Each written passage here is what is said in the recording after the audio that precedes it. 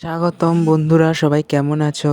আশা করি ভালোই আছো। তো আমি এসে পড়েছি একটা নতুন ভিডিও নিয়ে, যেটা খুব সহজ রেসিপি আর সবাই পছন্দ হবে এরকম একটা রেসিপি। সেটা হলো আলু পোস্ত।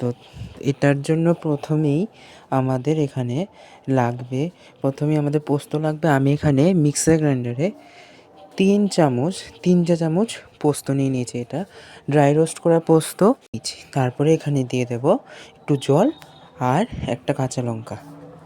তো এখানে দেখছো, এখানে পেস্ট হয়ে গেছে। এরকম ভালো করে পেস্ট করে নেব। তারপরে লাগবে আলু, এরকম করে কেটে রেখেছি। তারপরে কড়াইয়ে দিয়ে দিতে হবে তেল। তেলের মধ্যে প্রথমে এখানে দিয়ে দেব দুটো শুকনো লঙ্কা, এখানে ভেঙে দিয়ে দেব দুটো শুকনো লঙ্কা।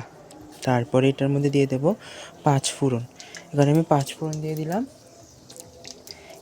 তারপরে এটাকে একটু নেড়ে চেড়ে যেই আলুগুলো যেগুলি কেটে রেখেছিলাম, আলুগুলোকে দিয়ে দেবো।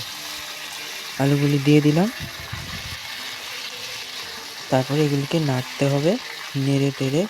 এখানে আমরা দিয়ে দেব স্বাদ মতো নুন। এখানে স্বাদ মতো নুন দিয়ে দিলাম। দিয়ে এটাকে ভালো করে ফ্রাই করতে হবে।